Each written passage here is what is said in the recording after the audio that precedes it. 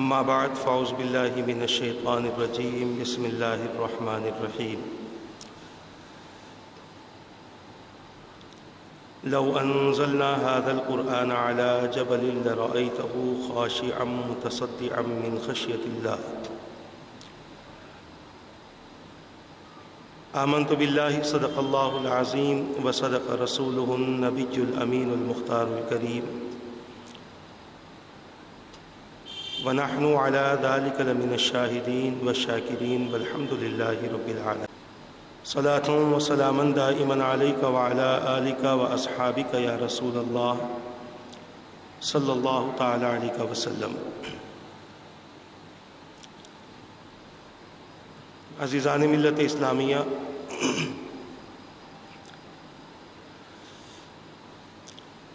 درس تفسیر قرآن مجید کے اس سلسلہ وار اجلاس میں گزشتہ اتوار قرآن کریم کے فضائل و فوائد کے حوالے سے گفتگو کی گئی تھی کہ قرآن کریم کی تلاوت کے فضائل کیا ہیں اور اس کے فائدے کیا ہوتے ہیں. چونکہ گزشتہ مختصر سی گفتگو ہوئی تھی اور حسب وعدہ آج اسی سلسلے کو آگے بڑھاتے ہوئے قرآن کریم کے فضائل و فوائد کے حوالے سے چند ضروری باتیں عرض کرنے کی سعادت حاصل کروں گا. گزشتہ میں نے عرض کیا تھا کہ قرآن کریم کے معاملے میں دو قسم کی ذہنیت بہت کام کرتی ہے، دو قسم کا ذہن کام کرتا ہے. ایک ذہن یہ ہے کہ قرآن صرف شفا کے لیے نازل ہوا ہے، اور دوسرا ذہن یہ ہے کہ قرآن صرف عمل کے لیے نازل ہوا ہے. حالانکہ حقیقت یہ ہے کہ اللہ تبارک و تعالی نے قرآن کریم کو عمل کے ساتھ ساتھ شفا کا بھی ذریعہ بنایا ہے. اور انشاءاللہ تبارک و تعالی قرآن کریم کے حوالے سے اور چند مثالیں دے کر میں اپنی اس بات کی دلیل دینے کی کوشش کروں گا کہ کس طریقے سے قرآن شفا کا ذریعہ بھی ہے اور کس طریقے سے قرآن عمل کا ذریعہ ہے. گزشتہ میں نے عرض کیا تھا کہ وہ لوگ جو قرآن کو شفا کا ذریعہ سمجھتے ہیں ان کی کیفیت یہی ہے کہ صرف وہ قرآن کریم سے ان آیتوں کا اخراج کرتے ہیں، ان آیتوں کو نکالتے ہیں جن میں اللہ تبارک و تعالیٰ نے شفا کا ذکر فرمایا ہو، یا جن صورتوں کو بزرگان دین نے شفا کا ذریعہ بتلایا ہو کہ اس کے ذریعے شفا ہوتی ہے، اس کے ذریعے اثرات دور ہوتے ہیں، اس کے ذریعے جنات دور ہو جاتے ہیں.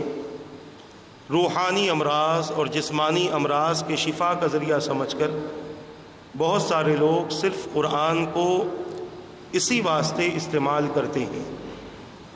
اور وہ حضرات جو قرآن کو صرف شفا کا ذریعہ سمجھ کر عمل کا ذریعہ نہیں سمجھتے اور صرف اسی حوالے سے وہ قرآن کے ساتھ میں اپنا رویہ اختیار کرتے ہیں، تو ان کے اعمال کی کیفیت یہ ہوتی ہے کہ وہ لوگ دنیا والوں کے قوانین کو اپناتے ہوئے، دنیا والوں کے اصولوں کو اپناتے ہوئے اپنی زندگی گزارتے ہیں، جس کی بنیاد پر کبھی کبھار ایسے مسائل بھی پیش ہو جاتے ہیں جس کی وجہ سے ایک بندہ اللہ کے قانون کی مخالفت کرنے والا بن جاتا ہے. آپ دیکھیں کہ قرآن کا قانون یہ ہے کہ انسان کتنا بھی گناہگار و خطاکار کیوں نہ ہو، انسان کتنا بھی اپنے ماں باپ کا نافرمان کیوں نہ ہو، اسے سزا کے طور پر گھر سے نکالا تو جا سکتا ہے مگر جائیداد سے بے دخل نہیں کیا جا سکتا۔ اور دنیا کا قانون یہ ہے کہ دنیا کے قانون میں یہ بات ملتی ہے کہ انسان کو جائیداد سے بے دخل کیا جا سکتا ہے۔ اب اگر کوئی اپنی جائیداد کو بچانے کی خاطر اللہ کے قانون کو نہ مانے یا معلوم نہ ہو اور یہ حرکت کر بیٹھا ہے تو سمجھ لینا کہ اس نے دین اور اسلام کے اصول کے خلاف ایک ایسا عمل کر لیا جس کی بنیاد پر وہ بہت بڑی سزا کا اور بہت بڑے عذاب کا مستحق ہو سکتا ہے۔ اب وہ لوگ جو قرآن کریم کے بارے میں یہ خیال کرتے ہیں کہ قرآن صرف عمل کے لیے نازل ہوا، اور ان کا طریقہ کار اور ان کا قول یہ ہے کہ قرآن ایک نسخہ ہے اور نسخے کے پڑھنے سے شفا نہیں ملتی، نسخے کا استعمال کرنا پڑتا ہے۔ جیسے دوائیں، بے شمار دوائیں بنتی ہیں، ان دواؤں میں نسخہ ملایا جاتا ہے، کئی اجزاء کو ملایا جائے تو وہ اجزاء جا کر ایک دوا کی صورت اختیار کرتے ہیں۔ تو صرف نسخے سے شفا نہیں ملتی، نسخے کے پڑھ لینے سے شفا نہیں ملتی، بلکہ اس کا استعمال کرنا پڑتا ہے، یعنی اس پر عمل کرنا پڑے گا۔ عمل کریں گے تب جا کر بندہ کچھ فائدہ اس کے ذریعے حاصل کر سکتا ہے۔ یہ کچھ لوگوں کا قول ہے، اور اس میں بڑے بڑے نامور علماء بھی موجود ہیں جو لوگوں کی نظر میں عالم ہیں، نامور علماء موجود ہیں۔ میں ان کا نام لینا نہیں چاہتا، میں صرف اشارہ دینا چاہتا ہوں کہ قرآن نہ صرف شفا کے لیے آیا، نہ صرف قرآن عمل کے لیے آیا، بلکہ اللہ تبارک و تعالیٰ نے قرآن کو ہدایت کے لیے نازل فرمایا، اور اسی ہدایت میں اللہ نے، اسی کتاب میں اللہ نے شفا بھی رکھی ہے اور عمل کے احکامات بھی رکھے ہیں اور عمل کا ذریعہ بھی رکھا ہے۔ عزیزان ملت اسلامیہ، اب اس کو مثال کے طور پر میں یوں سمجھاؤں کہ ہمارا جسم ہے، کئی اعضاء سے بنا ہوا ہے، کئی اعضاء ہمارے جسم میں، ہاتھ ہے، زبان ہے، کان ہے، ناک ہے، پیر ہے اور پیٹ ہے، اور کئی چیزیں ہمارے جسم پر لگی ہوئی ہیں۔ اور جسم میں جتنی چیزیں ہیں، جسم کی تمام چیزیں کوئی ایک کام نہیں کرتی۔ اب آنکھ ہے تو آنکھ صرف دیکھتی ہی نہیں ہے، بلکہ آنکھ روتی بھی ہے، آنکھ سے بندہ روتا بھی ہے، آنکھ سے بندہ اشارے بھی کرتا ہے۔ آنکھ ایک ہے مگر اس ایک آنکھ سے کئی کام کرتا ہے۔ زبان ہے انسان کی، زبان سے بندہ چکھتا ہے، ذائقے لیتا ہے، ٹیسٹ کرتا ہے، مزے لیتا ہے، اسی زبان سے بولتا بھی ہے، اسی زبان کے ذریعے وہ احکامات بھی نافذ کرتا ہے، اور اسی زبان سے، اسی منہ سے، منہ کے اندر جو زبان ہے، اسی منہ سے بندہ پھونکتا بھی ہے، اسی منہ سے بندہ اپنے اندر گرمی بھی لیتا ہے، ٹھنڈی سانس بھی چھوڑا کرتا ہے۔ مختلف کام ایک بندہ اپنے منہ سے اور اپنی زبان سے لیتا ہے۔ اسی طریقے سے ہمارے ہاتھ ہے، ہاتھ صرف پکڑنے کے لیے نہیں ہے، بلکہ ہاتھ بندہ اٹھاتا بھی ہے، ہاتھ سے کسی چیز کو اٹھاتا بھی ہے، اسی ہاتھ سے کسی کو مارتا بھی ہے۔ میں صرف یہ سمجھا رہا ہوں، ہمارے جسم میں پیر بھی ہے، اس پیر سے صرف چلتا نہیں ہے بندہ بلکہ دوڑتا بھی ہے، بہت کچھ کام کرتا ہے۔ یہ تو جسم کی بات ہے۔ اللہ تبارک و تعالیٰ نے ہم پر کئی عبادتیں فرض فرمائی، آپ دیکھیں ان میں ایک عبادت ہے نماز۔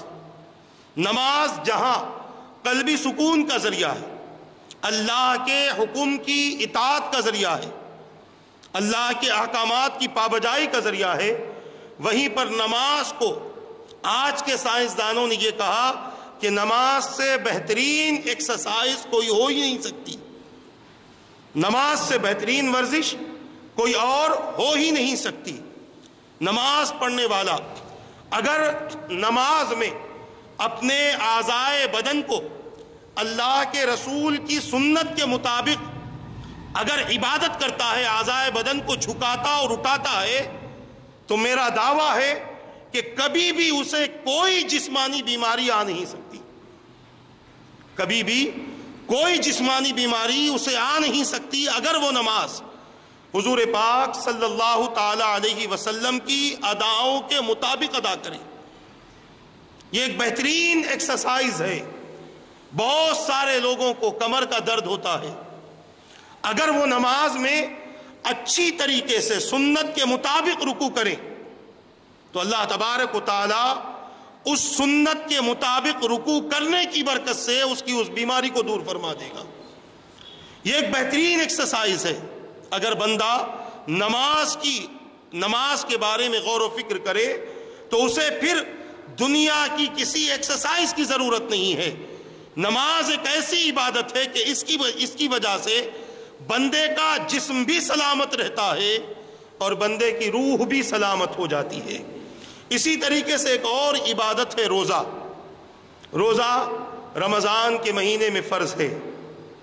یہ روزہ ہمیں صرف ظاہری طور پر فرض یہ روزہ نظر آتا ہے، ورنہ اس روزے کی حقیقت یہ ہے کہ بندہ اگر اللہ کی رضا کی خاطر رسول پاک کی سنت اور رسول پاک کے حکم پر عمل کرتے ہوئے رکھے تو یہ روزہ اس کو نفسانی خواہشات سے اس کے لیے رکنے کا سبب بن جائے گا، کئی جسمانی اور روحانی بیماریوں کے خاتمے کا سبب بن جائے گا، کئی برائیوں سے، کئی بے حیائیوں سے بچنے کا سبب بن جائے گا۔ یہ روزہ جہاں فرض ہے وہیں پر یہ روزہ قسم وغیرہ کا کفارہ بھی ہے۔ اگر کسی کے جسم کو تندرستی چاہیے، اپنے جسم کی سلامتی چاہیے، تو اس کے لیے روزہ رکھنے کا حکم دیا حضور پاک صلی اللہ علیہ وسلم نے۔ انسان یہ سمجھتا ہے کہ روزہ رکھیں گے تو بیمار پڑ جائیں گے، مگر میرے آقا نے فرمایا تم روزہ رکھو تم صحت پا جاؤ گے۔ حضور نے ارشاد فرمایا کہ تم روزہ رکھو، اللہ تعالیٰ اس روزے کی برکت سے تمہیں صحت عطا فرما دے گا۔ اسی طرح جہاں روزہ اللہ کی عبادت کا ذریعہ ہے وہیں پر روزہ شہوات کو روکنے کا ذریعہ ہے۔ حضور نے ارشاد فرمایا، حدیث پاک کا مفہوم ہے کہ تم میں سے اگر کوئی طاقتور ہے، استطاعت والا ہے اور اتنی دولت ہے کہ تم نکاح کر سکتے ہو تو تم فوری نکاح کر لو، اور اگر کسی کے پاس میں اتنی استطاعت نہیں ہے کہ وہ نکاح نہیں کر سکتا تو حضور نے فرمایا وہ روزہ رکھے۔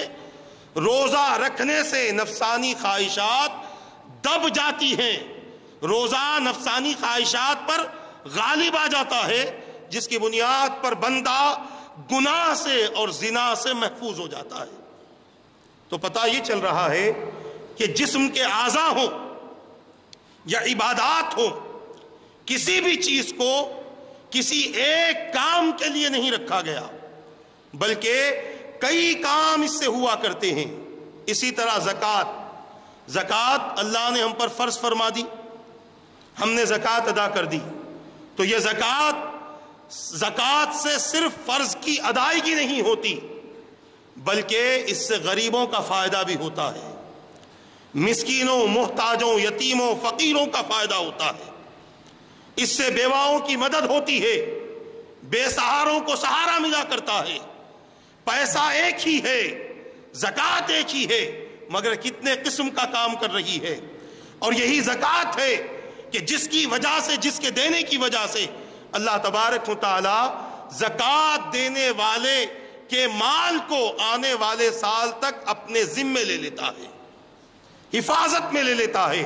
اس کا مال چوری سے محفوظ، اس کا مال ڈکیتی سے محفوظ، اس کا مال چھینے جانے سے محفوظ، اس کا مال ہر قسم کی بلاؤں سے اور ہر قسم کی وباؤں سے محفوظ ہو جاتا ہے۔ اسی طرح حج ہے، ایسے ہزارہا مثالیں ہیں کہ اللہ تبارک و تعالی نے ایک چیز عطا فرمائی مگر بندہ اس سے کئی کام لیا کرتا ہے۔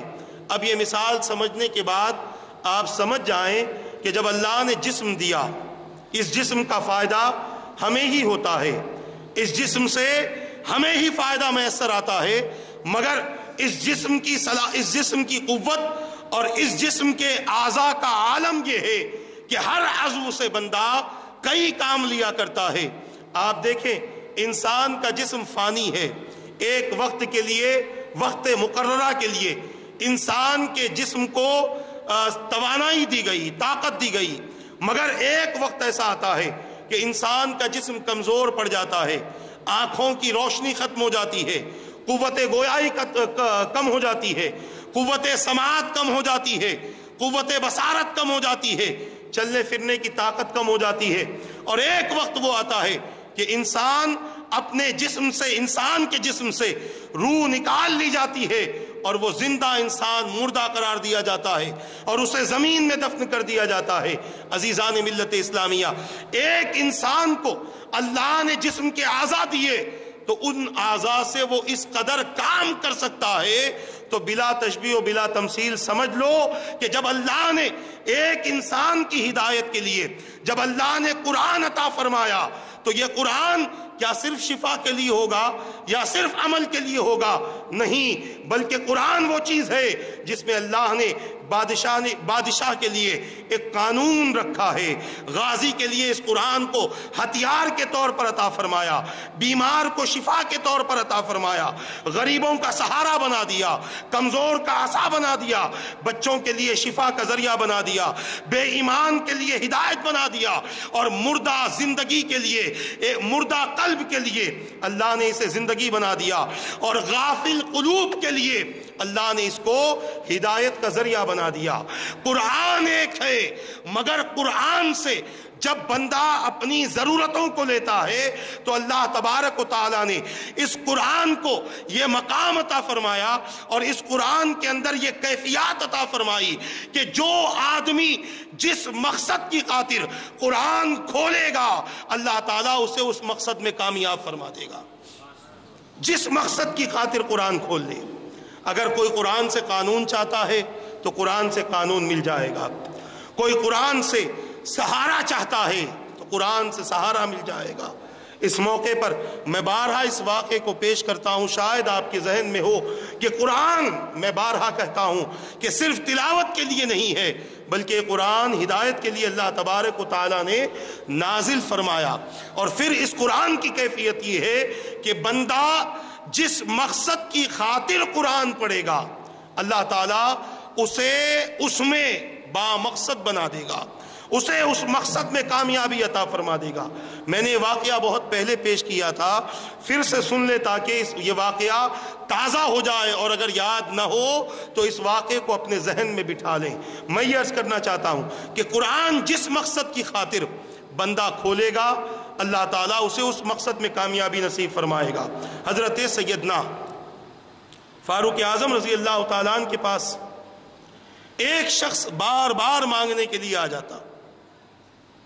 ایک مرتبہ آپ کسی کام میں بیٹھے ہوئے تھے، وہ شخص مانگنے کے لیے آیا، آپ نے اس سے فرمایا تو بار بار مانگتا ہے، قرآن پڑھ لے، شاید تجھے کوئی راستہ مل جائے۔ میں اپنے بات کی دلیل کے طور پر اس واقعے کو پیش کر رہا ہوں کہ قرآن جس مقصد کی خاطر پڑھو، اللہ تعالیٰ اس میں اسے کامیابی اور اس میں اس کی راہ ہموار فرما دیتا ہے۔ وہ شخص آیا، عمر فاروق نے فرمایا کہ تم قرآن پڑھو، شاید تمہیں کوئی راستہ مل جائے۔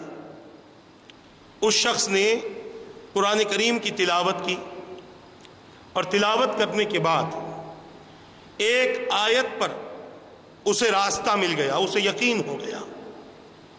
اب وہ شخص مدینہ پاک سے نکل گیا، غاروں میں جا کر بیٹھ گیا۔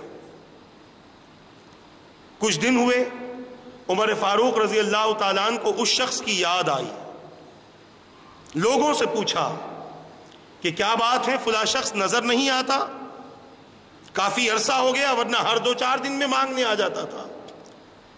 تو اس کے قریبی لوگوں نے کہا حضرت وہ شخص تو پہاڑوں میں چلا گیا ہے، اب ہم سے بھی نہیں ملتا، نہ وہ یہاں دکھائی دیتا ہے۔ آپ نے ارشاد فرمایا کیا وجہ ہے؟ کہا کوئی ہمیں معلوم نہیں۔ آپ نے کہا چلو اب ہم ملاقات کے لیے جاتے ہیں۔ عمر فاروق رضی اللہ تعالیٰ عنہ کچھ ساتھیوں کے ساتھ، کچھ صحابہ کے ساتھ اس شخص کے پاس پہنچے، غاروں میں پہنچے جہاں وہ بیٹھا ہوا تھا۔ آپ نے اس سے ملاقات کی۔ جب اس شخص نے آپ کو دیکھا، کھڑا ہو گیا، سلام کیا، مصافحہ کیا۔ فاروق اعظم رضی اللہ تعالیٰ عنہ نے فرمایا بہت دن ہو گئے تھے تجھ سے ملاقات کیے، تو ہمیشہ میرے پاس میں آتا تھا، مانگتا تھا اور تو لے کر چلا جاتا تھا، کافی عرصہ ہو گیا تو نہیں آیا، اسی لیے میں تجھ سے ملاقات کے لیے آ گیا۔ اس شخص نے عرض کیا حضرت میں نے مانگنا بند کر دیا ہے، میں نے سوال کرنا بند کر دیا ہے، اسی لیے آپ کے پاس نہیں آتا۔ پوچھا وہ کیوں؟ تو کہا نسخہ آپ ہی نے تو بتلایا تھا، طریقہ آپ ہی نے تو بتلایا تھا، میں ایک مرتبہ مانگنے آیا تھا، آپ نے فرمایا قرآن پر شاید تجھے کوئی راستہ مل جائے، لہذا میں نے قرآن پڑھا اور قرآن نے مجھے راستہ دکھا دیا۔ فاروق اعظم رضی اللہ تعالیٰ نے پوچھا تو نے ایسی کون سی آیت پڑھ لی کہ جس کی وجہ سے تو نے شہر چھوڑ دیا، لوگوں سے ملاقات کرنی چھوڑ دی، مانگنا چھوڑ دیا، اور یہاں آ کر ایک غار میں بیٹھ کر تو عبادت کر رہا ہے؟ کیا تجھے اب اپنی روٹی روزی کی فکر نہیں ہوتی؟ تجھے کھانے وغیرہ کی فکر نہیں ہوتی؟ اس نے کہا حضرت میں نے قرآن پڑھ لیا اور قرآن نے ایک ایسا راستہ مجھے دکھلا دیا کہ جس کے بعد مجھے اس پر یقین ہو گیا، اور جب سے یقین ہو گیا ہے تب سے میں نے مانگنا ہی بند کر دیا ہے، کیونکہ بغیر مانگے مجھے مل جاتا ہے، بغیر سوال کیے مجھے مل جاتا ہے۔ فاروق اعظم نے فرمایا آخر وہ کون سی آیت قرآن میں تو نے پڑھ لی کہ جس کی بنیاد پر تو نے لوگوں کے سامنے ہاتھ پھیلانا بند کر دیا؟ تو اس نے کہا حضرت میں قرآن پڑھ رہا تھا، اس میں ایک آیت مجھے ملی، یہ آیت 26 میں پارے کے آخری آیتوں میں ہے، وَفِي السَّمَاءِ رِزْقُكُمْ وَمَا تُوعَدُونَ، کہ تمہارا رزق آسمانوں میں ہے جس کا تم سے وعدہ کیا گیا۔ فاروق اعظم نے فرمایا تو نے اس سے کیا سمجھا؟ اس نے عرض کیا کہ امیر المؤمنین میں نے اس آیت مبارکہ سے یہ سمجھ لیا کہ خواہ میں اپنے رزق کو زمین میں تلاش کرتا ہوں جبکہ میرا رزق آسمانوں میں ہے، اور جب مجھے یہ یقین ہے کہ زمین والا اتنا دے نہیں سکتا جتنا آسمان والا مجھے دے سکتا ہے، جب سے مجھے اس بات کا یقین ہو گیا ہے تب سے میں نے مانگنا بھی چھوڑ دیا، لوگوں سے ملنا بھی چھوڑ دیا، میں نے آسمان والے سے رشتہ قائم کر لیا، آسمان والا میری ہر ضرورت کو پوری فرما دیتا ہے۔ تو پتہ یہ چل رہا ہے قرآن جس مقصد کی خاطر بندہ پڑھتا ہے اللہ تبارک و تعالی اسے وہ مقصد عطا فرما دیتا ہے۔ اب جو لوگ یہ کہتے ہیں کہ قرآن میں صرف شفا ہے، قرآن میں اور کوئی چیز نہیں ہے، عمل وغیرہ نہیں ہے، تو پھر قرآن اگر ہم پڑھیں گے تو کئی جگہ نماز پڑھو، روزہ رکھو، زکوٰۃ دو، حج کرو، والدین کے ساتھ حسن سلوک کرو، شادی کرو، تجارت کرو، یہ تمام احکامات ہیں، اس کا تعلق شفا سے نہیں ہے، اس کا تعلق حکم سے ہے۔ اگر قرآن کو صرف شفا کا ذریعہ مانا جائے گا تو پھر ان احکامات والی آیتوں کا کیا کرو گے؟ اور جو لوگ کہتے ہیں کہ قرآن صرف حکم کے لیے ہے، تو قرآن کریم میں اللہ تعالیٰ نے شفا کے بارے میں کئی آیتیں نازل فرمائی ہیں، اور ایسی کئی آیتیں ہیں جس کا آج کی دور میں جس حکم پر عمل ہو ہی نہیں سکتا، جیسے رسول اللہ کے دربار میں جانے کا حکم ہے، رسول اللہ کے دربار میں گفتگو کرنے کا حکم کس طریقے سے ہے، رسول پاک کی بارگاہ میں کس طریقے سے بیٹھنا ہے، رسول پاک کی ازواج مطہرات سے نکاح نہ کیا جائے اس کا بھی حکم قرآن کریم میں موجود ہے۔ تو گویا ان احکامات کی اس دور میں ضرورت ہی نہ تھی۔ میرے پیارے آقا صلی اللہ علیہ وسلم کے پیارے دیوانوں، اب ان دونوں باتوں کے بعد میں یہ ماننا پڑے گا کہ قرآن کریم اللہ کی وہ مقدس کتاب ہے کہ جس میں ایک بادشاہ کے لیے قانون ہے، ایک مسافر کے لیے راستہ ہے، ایک فقیر کے لیے دولت کمانے کا ذریعہ ہے، ایک تاجر کے لیے تجارت کے احکامات ہے، ایک بیوہ کے لیے قرآن سہارا ہے، ایک بیمار کے لیے قرآن شفا ہے، ایک بھٹکے ہوئے کے لیے قرآن ہدایت کا راستہ ہے، اور ایک زنگ آلود دل کے لیے قرآن دلوں سے زنگ دور کرنے کا ذریعہ ہے۔ تمام چیزیں قرآن ہی میں ہیں، اور تمام چیزوں کو قرآن ہی سے نکالا جا سکتا ہے۔ ایسی ہزاروں، ایسی سینکڑوں آیتیں ہیں جس میں اللہ تبارک و تعالیٰ نے قرآن کریم کو شفا کا ذریعہ بیان فرمایا۔ اب آپ دیکھیں، مثال کے طور پر میں آپ کو بتلاؤں کہ قرآن کا کمال کیا ہے۔ قرآن ہر طرح سے ہر چیز کے لیے نازل کیا گیا، ہماری پوری زندگی کے لیے قرآن، اللہ کا کلام ہماری پوری زندگی کے لیے کافی ہے۔ یہ اللہ کا مقدس کلام ہماری پوری زندگی کے لیے کافی ہے۔ اسی لیے بزرگان دین نے ارشاد فرمایا کہ ایک بچے کو جھولے سے لے کر قبر تک قرآن کے علاوہ کوئی ایسی کتاب نہیں ہے جو صحیح راستہ دکھا سکے۔ قرآن کے علاوہ کوئی ایسی کتاب نہیں ہے۔ عزیزان ملت اسلامیہ، قرآن کیسا کلام ہے؟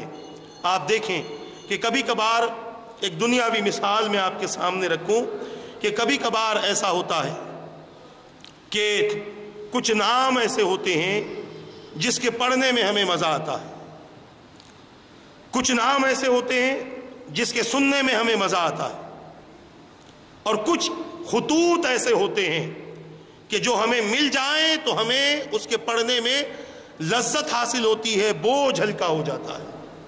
مثال کے طور پر کسی کا بیٹا باہر ہے، کسی کا بھائی باہر ہے، کسی کا رشتہ دار باہر ہے۔ آج کل خط و کتابت کا دور تو کم ہو گیا، فون کا دور ہے، ایس ایم ایس کا دور ہے، ای میل کا دور ہے، چیٹنگ کا دور ہے۔ اب اگر کوئی آپ کا عزیز ہو، آپ کا عزیز، آپ کا قریبی رشتہ دار آپ کو ای میل کرے، ایس ایم ایس کرے، میسج کرے، تو پڑھنے کے بعد آپ کی کیفیت کیا ہوگی؟ اس دن اگر آپ بہت زیادہ غصے میں بھی رہے، جب اپنے عزیز کا خط پڑھیں گے تو کیفیت یہ ہوگی کہ اس خط پڑھنے سے غصہ ختم ہو جائے گا، دل میں جو بوجھ تھا وہ ہلکا ہو جائے گا۔ ایسے ہی ہوتا ہے۔ اور کچھ ایسے ہوتے ہیں کہ ہم بیٹھے ہوئے ہیں اور ہمارے سامنے آ کر کسی نے ہمارے عزیز کا نام لے لیا، تو اس کو سننے کے بعد ہمیں ایک قسم کی خوشی، مسرت ہوتی ہے، ایک قسم کی خوشی محسوس ہوتی ہے۔ تو گویا پتہ چل رہا ہے کہ ایک انسان جب کسی چیز سے محبت کرتا ہے تو اس محبت کی کیفیت یہ ہوتی ہے کہ اپنے محبوب کا خط ملے یا اپنے محبوب کا نام سن لے تو اسے خوشی محسوس ہوتی ہے۔ اب اسی طریقے سے بعض چیزیں ایسی ہوتی ہیں جن کو صرف دکھانے سے لذت محسوس ہو جاتی۔ ایک پیاسا آدمی ہے، اس پیاسے آدمی کے سامنے آپ کوئی ایسی چیز دکھا دیں کہ جس کو دیکھ کر منہ میں پانی آ جاتا ہے، بغیر کھائے لذت محسوس ہو جاتی ہے۔ بغیر کھائے کہتے ہیں، اب آم کا سیزن آیا، لوگوں نے کہا آم کی گفتگو ہوتی ہے تو صرف یہ گفتگو پر منہ میں سے پانی نکل جاتا ہے۔ ایسے ہوتا ہے۔ روزے دار ہے کوئی، اس کے سامنے اس کو بتا کر اگر اسے پیاس لگ رہی ہے، آپ صرف دور سے اسے بتا کر پھل کاٹتے رہیں، اس کے منہ میں پانی آ جائے گا۔ تو بتانے کا مقصد یہ ہے کہ کبھی کبھار ایسا بھی ہوتا ہے کہ کسی کے نام کی برکت اور کسی کے نام کا فائدہ یہ ہوتا ہے کہ بیماری ختم ہو جاتی ہے، پریشانی ختم ہو جاتی ہے، دل میں جو سختی آ چکی ہے، دل میں جو پریشانیوں کا انبار جمع ہو چکا ہے، صرف نام کی وجہ سے وہ ختم ہو جاتا ہے۔ عزیزان ملت اسلامیہ، انسانی طبیعتوں کی کیفیت یہ ہے، انسان کی طبیعت کی کیفیت یہ ہے کہ اگر اس کے سامنے اس کی پسندیدہ چیز کا نام لے لیا جائے، اس کی پسندیدہ چیز کا تذکرہ کر دیا جائے، تب اس کی کیفیت یہ ہوتی ہے کہ اس کی حالت تبدیل ہو جاتی ہے۔ عزیزان ملت اسلامیہ، جب انسان کے کلام میں، انسان کے خط میں، انسان کے چہرے میں یہ کشش اور یہ طاقت ہے تو اللہ کے کلام کی طاقت کیا ہوگی، اللہ کے کلام کی کشش کیا ہوگی۔ میرے پیارے آقا صلی اللہ تعالی علیہ وسلم کے پیارے دیوانوں، حقیقت یہ ہے کہ آج کے دور میں کلام اللہ سب کے پاس ہے، مگر کلام اللہ کی حقیقت کوئی سمجھ نہ سکا کہ کلام اللہ یہ کوئی معمولی کتاب نہیں ہے، یہ عام کتابوں کی طرح کتاب نہیں ہے، بلکہ یہ وہ کتاب ہے کہ جس کا ہر حرف اللہ کی طرف سے آیا ہے، جس کی ہر آیت اللہ کی طرف سے آئی ہے، جس کا ہر رکوع اللہ کی طرف سے آیا ہے، جس کا ہر سورہ اللہ کی طرف سے نازل ہوا ہے۔ اور عزیز میرے پیارے آقا کے پیارے دیوانوں، اس بات کو ذہن میں رکھنا کہ دنیا والے کا کلام جب انسان کے دلوں کی سختی دور کر سکتا ہے، انسان کے دلوں کے بوجھ کو دور کر سکتا ہے، تو خدا کی قسم خدا کے کلام میں اس سے زیادہ طاقت ہے کہ وہ بندے کی ساری پریشانیوں کو دور کر دے۔ انسان کا کلام، انسان کا لکھا ہوا خط جب انسان کے دل کا بوجھ ہلکا کر سکتا ہے تو وہ تو رحمان کا دیا ہوا پیغام ہے، اللہ کا دیا ہوا کلام ہے۔ اس کلام کی یہ طاقت ہے کہ اس کلام کے پڑھنے والے کے اندر جتنا بوجھ، جتنی بیماری، پریشانی، دکھ دگ، تکلیف، جسمانی امراض، روحانی امراض جو کچھ ہوں گے، اللہ تعالیٰ اس تلاوت کی برکت سے، قرآن کو پڑھنے کی برکت سے ختم فرما دے گا۔ اب اس میں بہت سارے ایسے لوگ ہوتے ہیں جنہیں قرآن پڑھنا نہیں آتا، تو وہ لوگ کیا کریں؟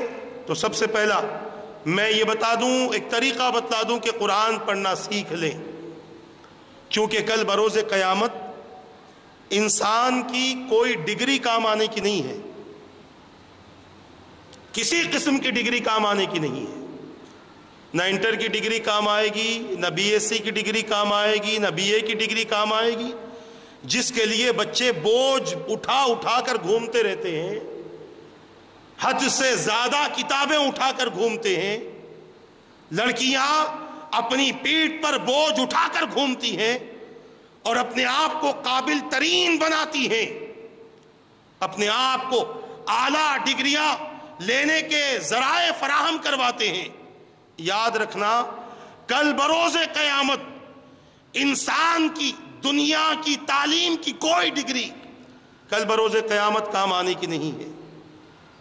بروز قیامت تو دور کی بات ہے، مرنے کے بعد بھی یہ ڈگریاں کام نہیں آتی۔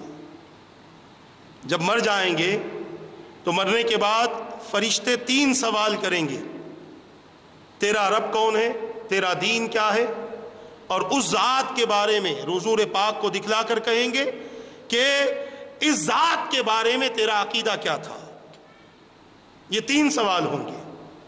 واٹ از یور نیم نہیں پوچھا جائے گا، what is your father name نہیں پوچھا جائے گا، what is your school name نہیں پوچھا جائے گا، کالج نیم نہیں پوچھا جائے گا۔ یہ اور بات ہے کہ اس دنیا میں رہتے ہوئے تعلیم کی ضرورت ہے، کیونکہ بغیر تعلیم کے کوئی بندہ ترقی حاصل کر ہی نہیں سکتا۔ اب آپ دیکھیں، میں ایک مثال دوں، میں کسی کو نیچا دکھلانا نہیں چاہتا۔ کئی ایسے بی اے کے اسٹوڈنٹ ہیں جو آج بڑی بڑی ہوٹلوں میں ویٹروں کا کام کر رہے ہیں، انگلش میں بات کر کے۔ کیوں؟ حالانکہ بی اے پڑھنے والے کے لیے تو ہائی کلاس، بی اے پڑھنے والے کے لیے ایک اچھی جاب ملنی چاہیے تھی۔ کئی ایسے بی اے پڑھنے والے ہیں کہ جو آج آٹو چلا رہے ہیں، میں صرف مثال دے رہا ہوں، سمجھ جانا۔ کئی ایسے ڈگریاں رکھنے والے ہیں جو آج راستوں میں اپنی ڈگریاں بتا بتا کر لوگوں سے بھیک مانگتے پھر رہے ہیں۔ عزیزان ملت اسلامیہ، یہ ڈگریاں کس کے کام آئی؟ آج تعلیم کے نام پر لڑکیوں کو اتنا پڑھا دیا جاتا ہے، بات آئی ہے تو میں عرض کر دوں، آگے شاید کبھی موقع بنے نہ بنے۔ تعلیم کے نام پر لڑکیوں کو اتنا پڑھا دیا جاتا ہے کہ اب اس سے زیادہ پڑھے لکھے رشتے اسے ملتے بھی نہیں ہیں۔ لڑکیاں 18-19 سال کی جا کر 35-35 سال کی ہو جاتی ہے. بس ماں باپ یہ چاہتے ہیں کہ میری لڑکی سے ایک کلاس زیادہ پڑھا ہوا لڑکا بھی مل جائے تو ہم شادی کر دیں. اتنا پڑھاتے ہی کیوں ہو کہ لڑکیاں گھر میں بوجھ بن جائیں؟ اتنا پڑھاتے ہی کیوں ہو کہ گھر میں رکھ کر اسلام اور حضور کے فرمان کے خلاف عمل ہوتا رہے؟ اور آج اعلیٰ تعلیم کے نام پر تو عاشقیاں چل رہی ہیں. میرا موضوع یہ نہیں ہے، مجھے بہت تکلیف ہوتی ہے. اعلیٰ تعلیم کے نام پر عاشقی چل رہی ہے. کالج کے نام پر لوگ نکل جاتے ہیں، بچے اور بچیاں نکل جاتی ہیں. ماں باپ اپنی اولاد کو کالج کی گیٹ تک چھوڑ دیتے ہیں. ادھر ماں باپ باہر نکلے، ادھر لڑکے لڑکیاں باہر نکل گئے. یہ اعلیٰ تعلیم کے نام پر یہ تماشے ہو رہے ہیں. میں یہ عرض کرنا چاہتا ہوں کہ ایک دنیا کی بڑی سے بڑی ڈگری رکھنے والا آٹو چلاتا ہے، مگر خدا کی قسم کبھی کسی حافظ قرآن کو آٹو چلاتا ہوا آپ نے نہیں دیکھا ہوگا. کسی مولوی کو بھیک مانگتا ہوا آپ نے نہیں دیکھا ہوگا. بلکہ حافظ قرآن کوئی ڈگری نہ رکھتے ہوئے آج دنیا کا امام بنا بیٹھا ہے.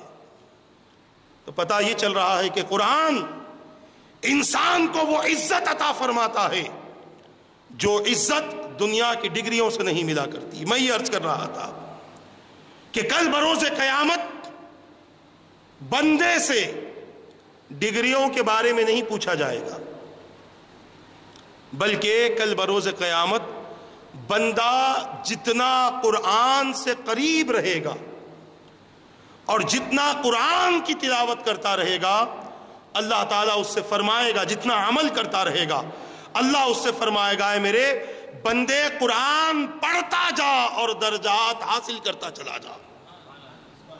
قرآن پڑھتا چلا جا، درجات حاصل کرتا چلا جا.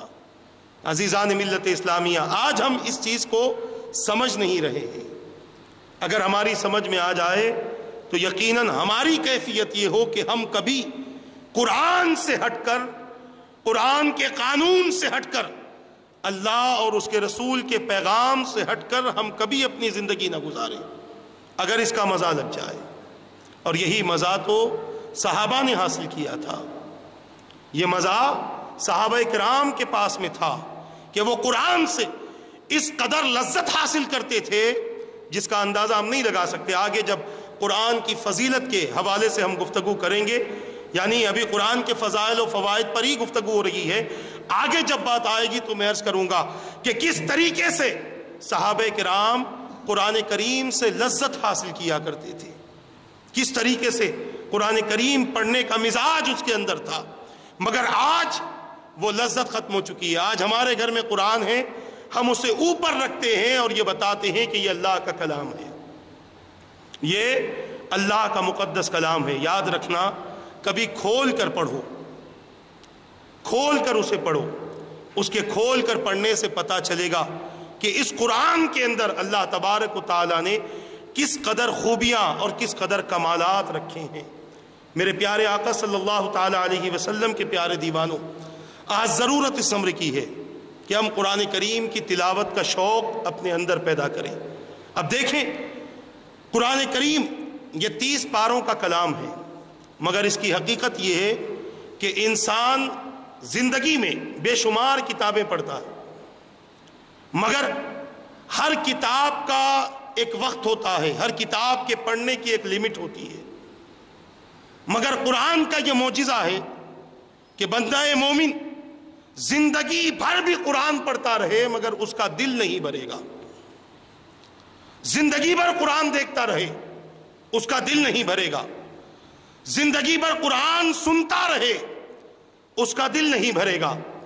وجہ یہ ہے کہ قرآن کے پڑھنے میں، قرآن کے دیکھنے میں اور قرآن کے سننے میں اللہ نے وہ لذت رکھی ہے کہ وہ لذت دنیا کی کسی کتاب کے پڑھنے سے بندے کو حاصل نہیں ہو سکتی، کیونکہ یہ اللہ تبارک و تعالیٰ کا مقدس کلام ہے، اللہ کا پسندیدہ کلام ہے. اور اس کلام کو اللہ تبارک و تعالیٰ نے اپنے بندوں کی ہدایت کے لیے اپنے بندوں کی رہنمائی کے لیے، اپنے بندوں کو پڑھنے کے لیے اور پڑھ کر سمجھ کر عمل کرنے کے لیے رب قدیر نے اس قرآن کو نازل فرمایا کہ بندہ اس کی تلاوت کرے، اس کو سمجھے، اس کو پڑھے اور اس پر عمل کرے۔ کئی غیر مسلم ایسے ہیں جو قرآن کو پڑھ کر، قرآن کی حقیقت کو سمجھ کر اسلام کی دولت سے مالا مال ہوتے ہیں، مگر آج کئی مسلمان ایسے ہیں جو قرآن کو پڑھنا جانتے تک نہیں ہے، اور قرآن سے ان کا کوئی تعلق نہ رہا، اور قرآن سے کسی قسم کی محبت اور قرآن سے کسی قسم کی نسبت باقی نہ رہی۔ یاد رکھنا، کل بروز قیامت اللہ تبارک و تعالی اس قرآن کو یہ حق دے گا کہ وہ اپنے پڑھنے والوں کی سفارش کرے۔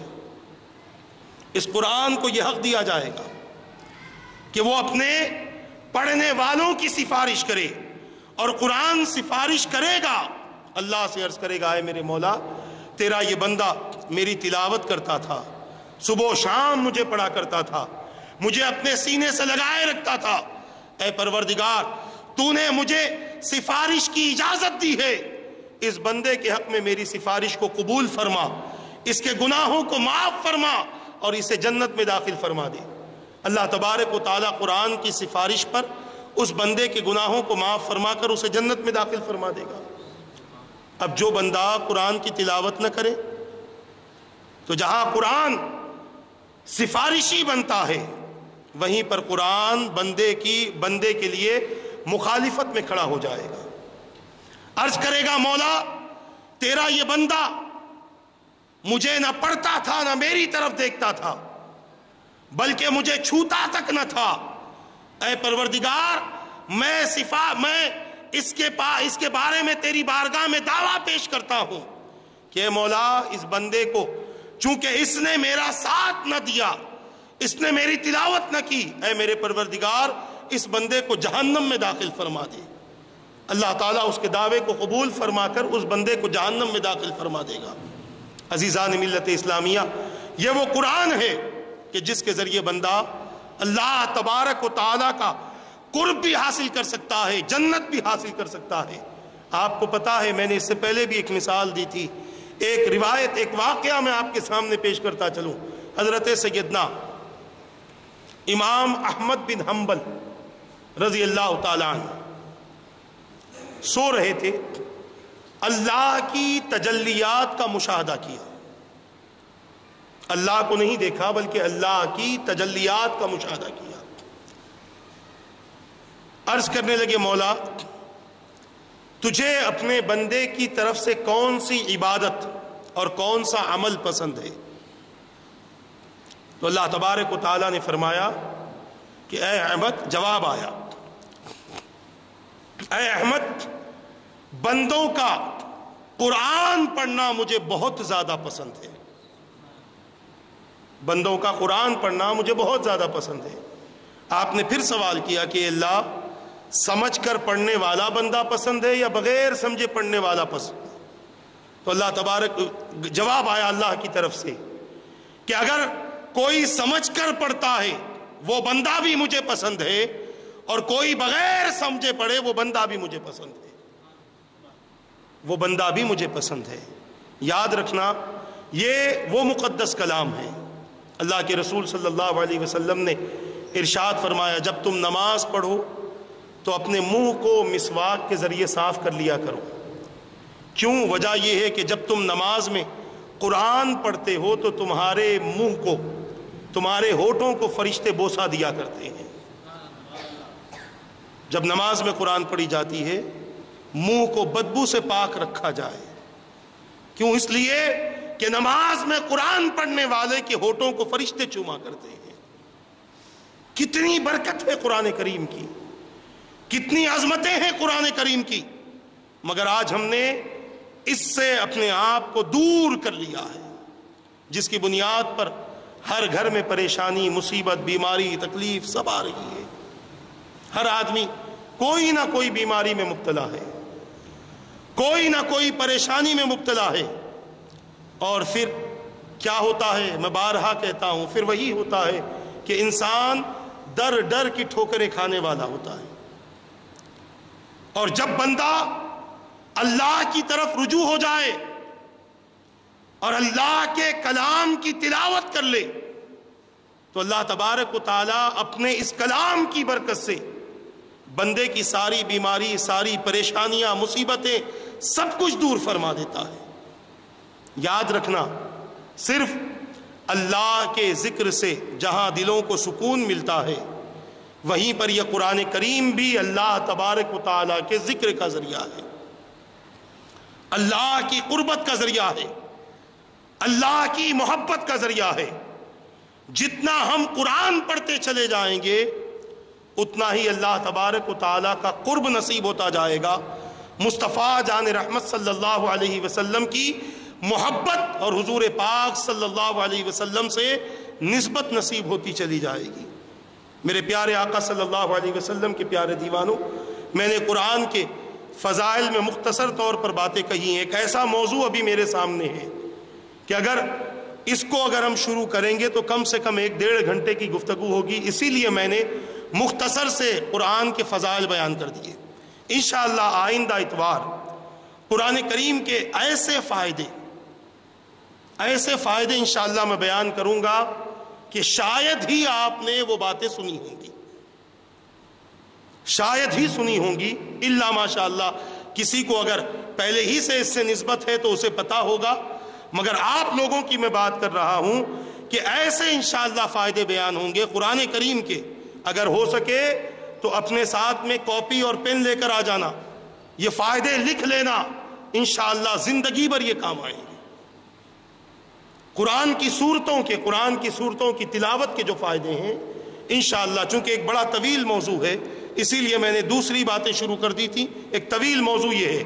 انشاءاللہ آئندہ اتوار کو میں فضائل و فوائد بیان کروں گا۔ آپ سے اگر ممکن ہو سکے تو اپنے ساتھ میں، یا خواتین اپنے گھروں میں سن رہی ہیں تو ان سے بھی میں گزارش کروں گا کہ وہ لوگ کاپی اور پین لے کر تیار رہیں۔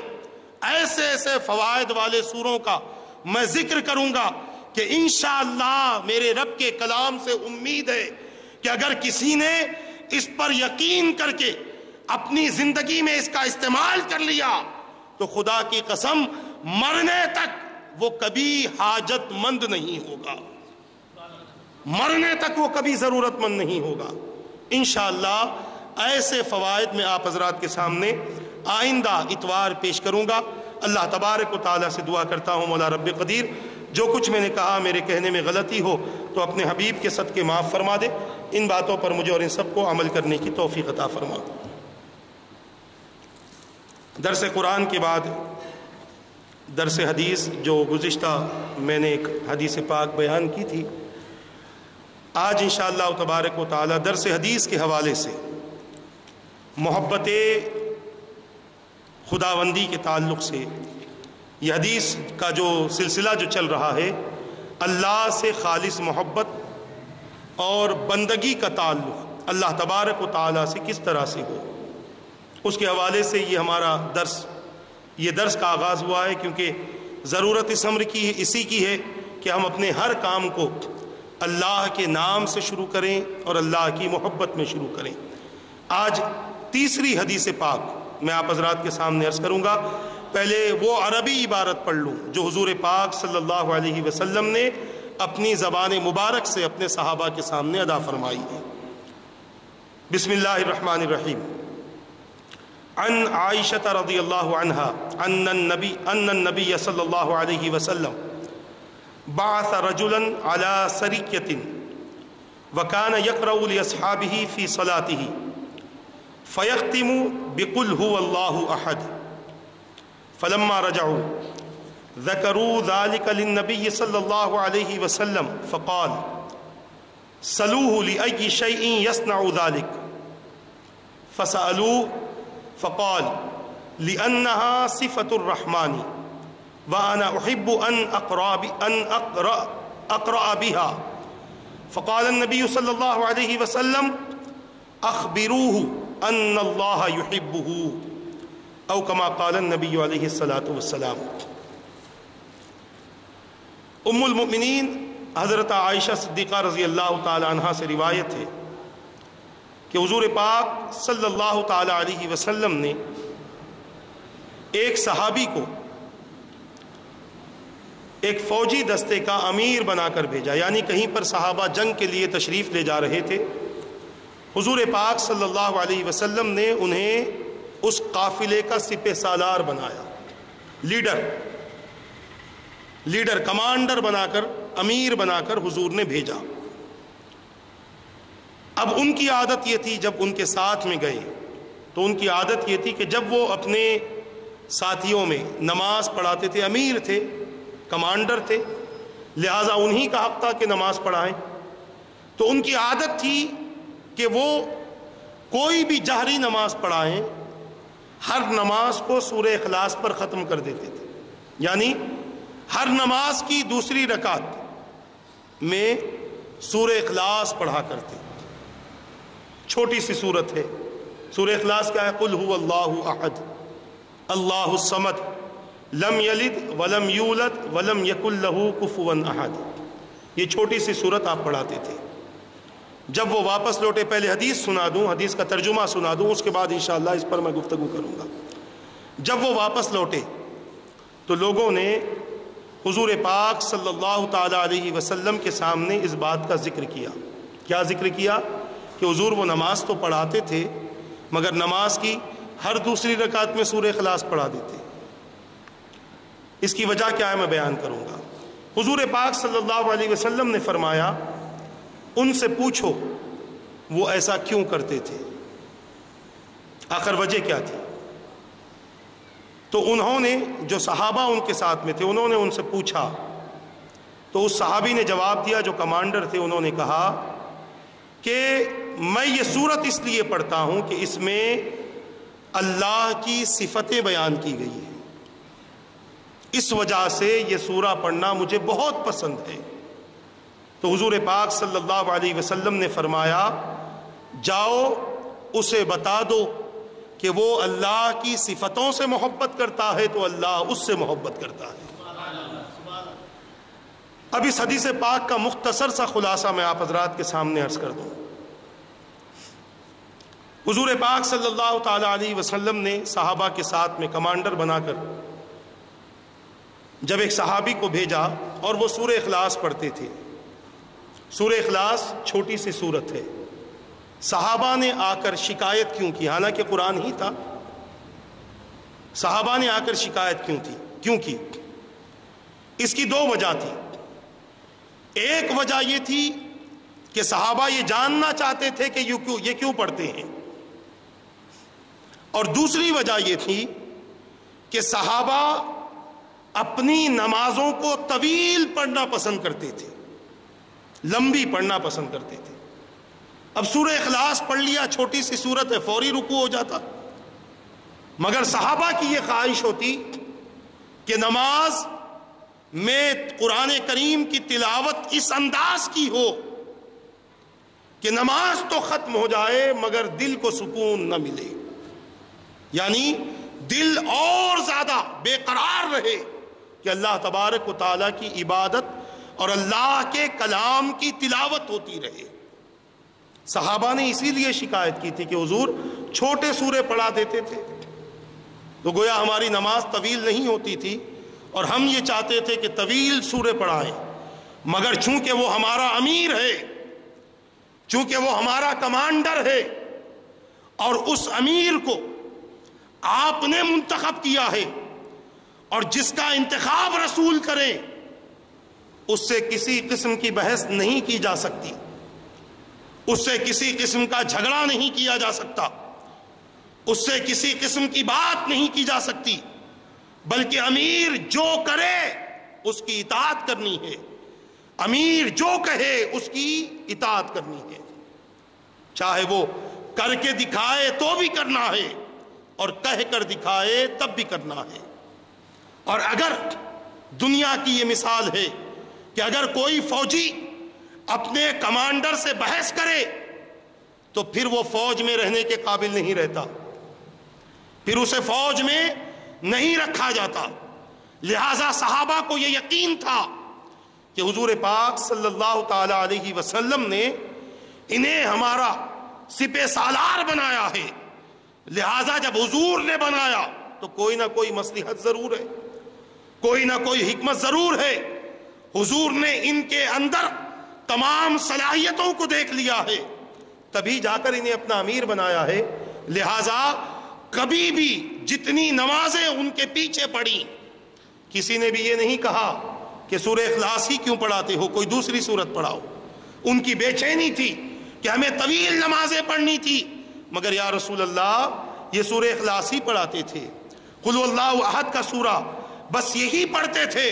تو حضور نے خود نہیں فرمایا، بلکہ آپ نے یہ ارشاد فرمایا کہ تم ان سے پوچھ لو ایسا کیوں کرتے تھے، ان سے تم خود معلوم کرو۔ ان سے جب پتہ چل جائے گا وہ اپنے بارے میں بتائیں گے کہ اس کی تلاوت کا مقصد کیا تھا، پھر میں تمہیں بتاؤں گا۔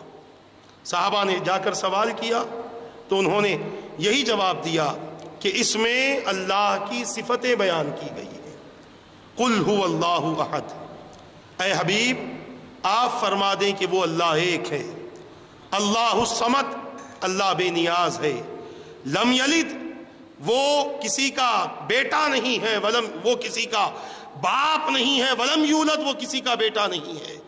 ولم یکن لہ کفوا احد، اور اس کے برابر کوئی نہیں ہے، اس کے برابر کوئی نہیں ہے، اس کے جیسا کوئی نہیں ہے۔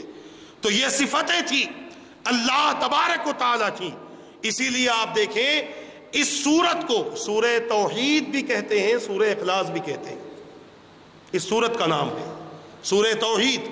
توحید کے معنی تو آپ کو پتہ ہی ہے کہ اللہ کی وحدانیت کا اقرار کرنا، اس کو سورہ توحید کہتے ہیں، جس میں خالص اللہ کی توحید بیان کی گئی ہے، خالص اللہ کی توحید ہے۔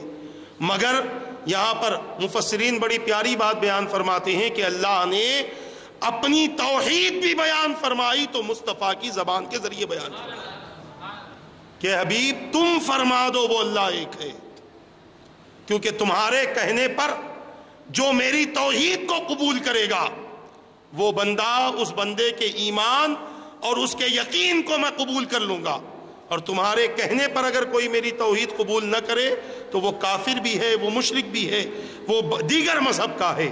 تو اس صورت میں مکمل طور پر توحید ہے، اور اس صورت میں اخلاص کے معنی ہے خالص اللہ تبارک و تعالیٰ کی، اس میں وحدانیت کا ذکر ہے، خالص اللہ کی وحدانیت کا ذکر ہے، خالص اللہ کی صفتیں بیان کی گئی ہیں۔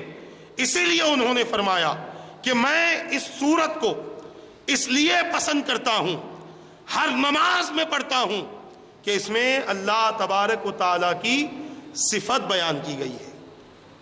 یہ اس لیے پڑھتے ہیں، اس سورت سے انہیں محبت ہے۔ ہم بھی اپنی نماز میں قل اللہ احد پڑھتے ہیں، مگر اس لیے پڑھتے ہیں کہ یہ ایک سورے کے علاوہ دوسرا کوئی یاد ہی نہیں ہے، ہم اسی لیے پڑھتے ہیں۔ برابر ہے نا بات ہماری؟ اس کے علاوہ کوئی دوسرا سورہ یاد نہیں ہے، اور اگر یاد ہے تو انا اعطیناک الکوثر۔ اب 4 رکعت والی نماز میں 2 ہی رکعت میں پڑھنا ہے تو ایک میں انا اعطینا پڑھا، ایک میں قل اللہ پڑھ لیا۔ 3 رکعت والی نماز میں 2 ہی رکعت میں پڑھنا ہے، ایک میں انا اعطینا پڑھا، ایک میں قل اللہ پڑھ لیا۔ تو یہ ہماری کیفیت ہے۔ وہ قل اللہ احد اس لیے پڑھتے تھے کہ اس میں اللہ کی صفتیں بیان کی گئی ہیں، اور ہم اس لیے پڑھتے ہیں کہ ہمیں دوسرا سورہ یاد ہی نہیں۔ ایسا ہرگز نہیں کرنا چاہیے۔ اگر یہ سورہ پڑھتے بھی ہیں تو ہمیں اس بات کا یقین رہنا چاہیے کہ اس میں اللہ تبارک و تعالیٰ کی توحید بیان کی گئی ہے، اس میں اللہ کی صفتیں بیان کی گئی ہیں۔